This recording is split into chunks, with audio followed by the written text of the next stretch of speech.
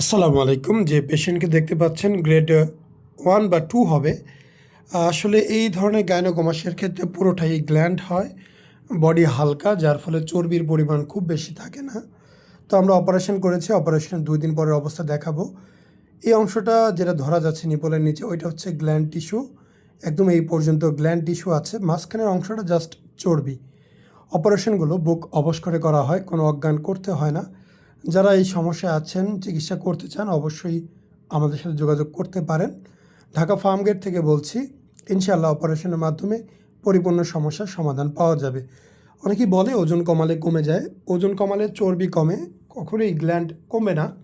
অনেকে ইনসুলেন্সের ব্যাপারেও কথা বলবে, তবে সেখানে আপনার চর্বি কমতে পারে, গ্ল্যান্ড টিস্যু কখনোই কমবে না। এটা 100% শিওর। তবে আমি সবসময় বলবো ওজন কমিয়ে পারফেক্ট ওজনে এসে অপারেশন করার, এতে আপনার রেজাল্ট অত্যাধিক ভালো আসবে।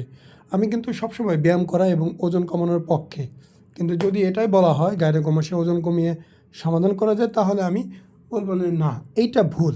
ওজন কমানোর মাধ্যমে চর্বি কমতে পারে, গাইনোকমাসিয়া গ্ল্যান্ড কখনো কমবে না। তবে এটা অপারেশন করতে হবে এমন কিছু না, সারা জীবন থেকে গেলেও কোনো সমস্যা নেই।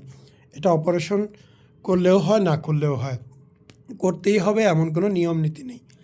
যারা করতে চান তারা জেনে বুঝে শুনে অনেক দিন রিসার্চ করবেন। রিসার্চ করার পর ঠান্ডা মাথায় আস্তে ধীরে সিদ্ধান্ত নেবেন।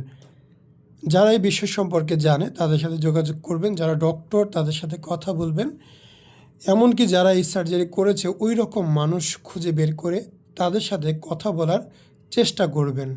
আসসালামু আলাইকুম, মোহাম্মদ শাকিল হোসেন বলছি। 2017 সাল থেকে আমরা গাইনোকমাসিয়া নিয়ে নিয়মিত কাজ করছি এবং ভিডিও প্রকাশ করছি।